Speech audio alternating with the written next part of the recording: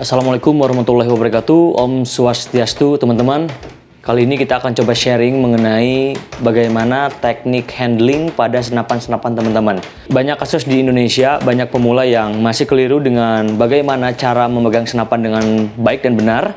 Dan informasi ini disampaikan oleh pengurus besar Perbakin. Jadi kita akan coba share, meskipun Perbakin lebih fokus kepada penggunaan senjata api, tapi semua senapan itu sama berbahayanya. Jadi mau teman-teman punya senjata api di rumah, kemudian teman-teman punya senapan angin di rumah, itu harus mempunyai teknik dasar memegang senapan atau handling yang baik dan benar. Oke, di depan kita di sini ada dua senapan yang mungkin ini sangat mewakili senapan yang ada di rumah teman-teman. Yang pertama ada senapan dengan konsep classic design, kemudian ada yang kedua ada senapan dengan konsep predator.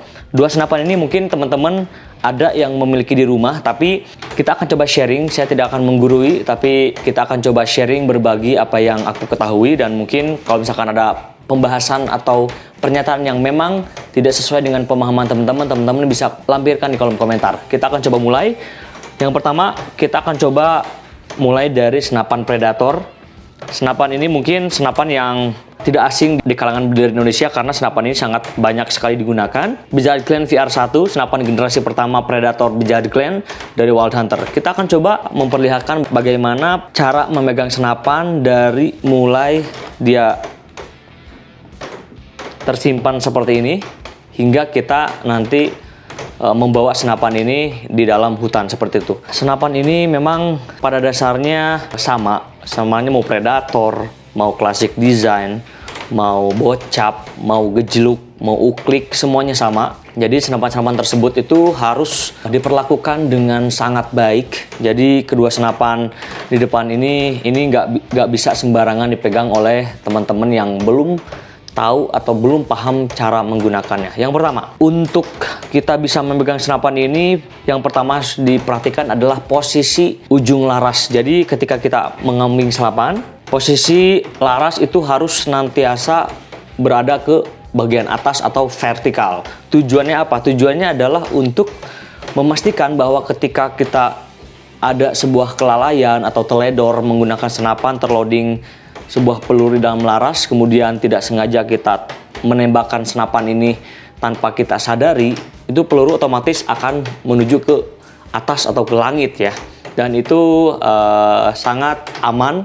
Kemudian sikap memegangnya juga kita harus betul-betul menjauhkan telunjuk kita dari trigger. Makanya prinsip handling pada senapan-senapan angin Indonesia atau senjata api, ketika kita memegang senapan di bagian hand grip seperti ini, posisi tangan itu senantiasa harus berada di luar dari triggernya itu sendiri, yang dinamakan dengan istilah finger off. Jadi istilah ini sangat banyak digunakan dan sistem penggunaannya sangat diperhatikan di seluruh dunia.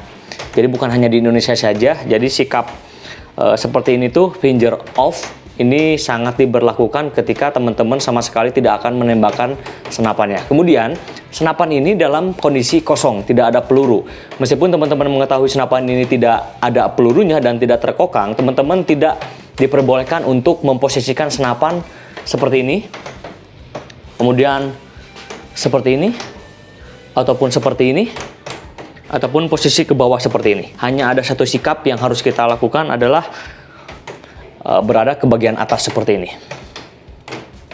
Sudah paham ya?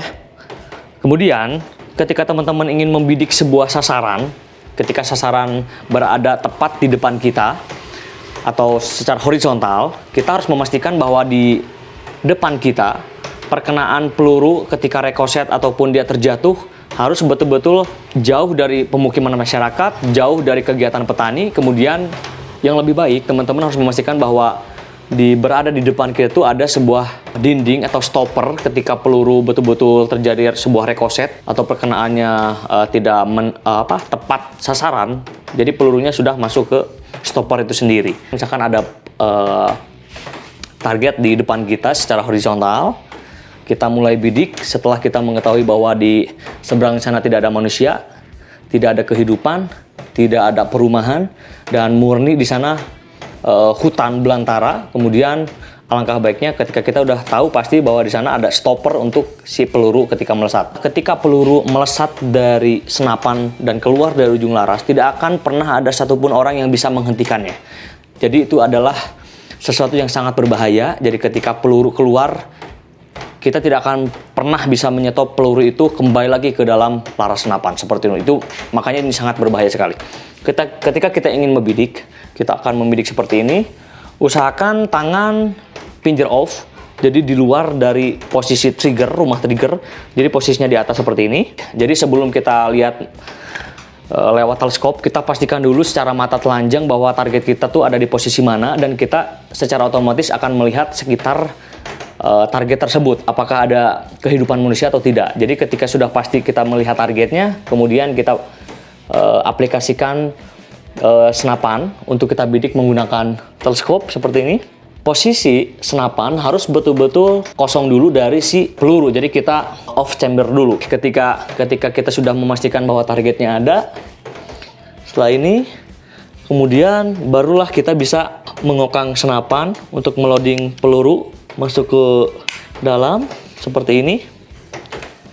Kemudian siap menembak seperti itu.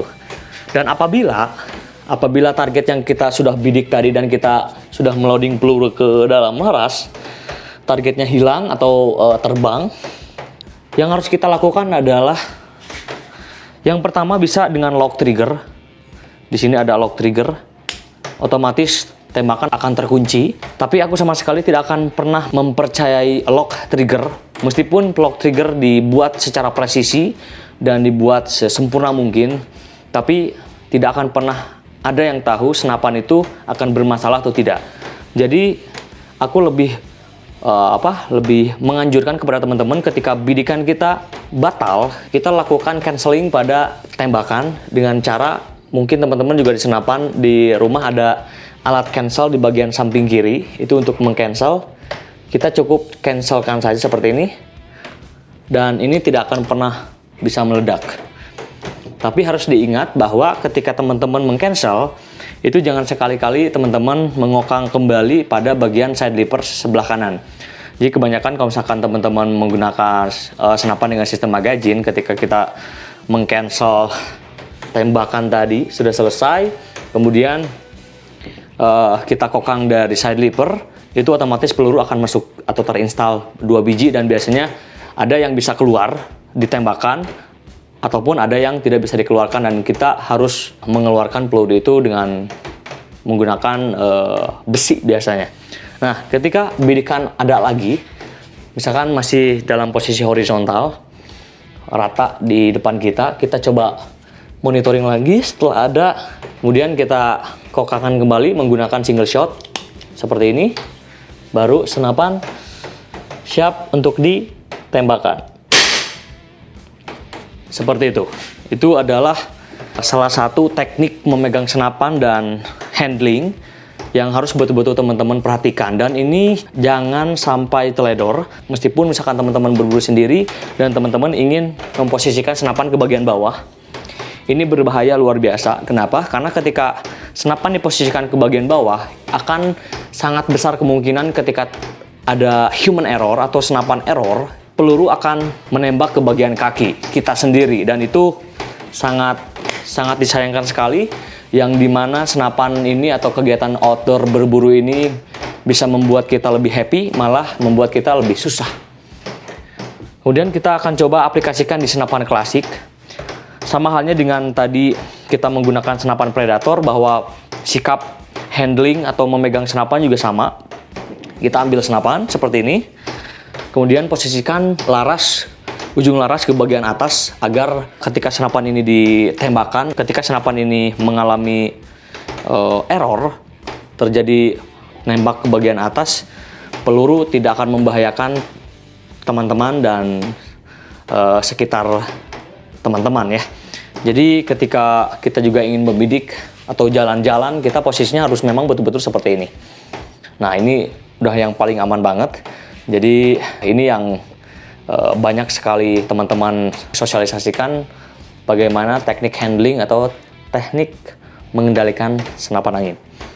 Kemudian ketika ingin membidik juga sama halnya dengan apa yang tadi kita sudah jelaskan pada senapan predator. Setelah kita memastikan ingin menembak, lihat dulu posisi kebagian objek yang akan kita shot atau tembak. Apakah di sekitarnya ada masyarakat, apakah di seberangnya situ ada sebuah perumahan atau pemukiman. Itu sangat tidak dibenarkan untuk kita menembak ke arah sana.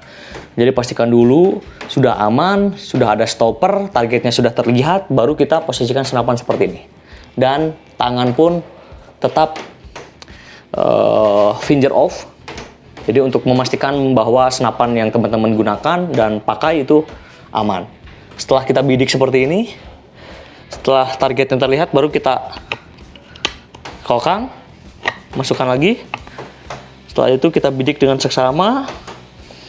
Kalau misalkan targetnya hilang, teman-teman wajib untuk meng-cancel peluru yang akan meledak. Jadi tetap prinsipnya sama, kita harus meng-cancel dari samping kiri seperti ini, dan tembakan aman, tidak akan meledak. Nah, itulah teknik handling atau penggunaan senapan angin di Indonesia yang baik dan benar. Saya kira teman-teman senior sudah mengetahui apa yang saya jelaskan saat ini, tapi mungkin banyak juga teman-teman newbie atau yang baru mengenal senapan angin masih bingung juga bagaimana memegang senapan angin. Dan ini saya kira sangat penting bagi teman-teman ketahui bahwa sikap handling seperti ini tuh sangat sekali memastikan bahwa teman-teman akan baik-baik saja di dalam hutan, seperti itu.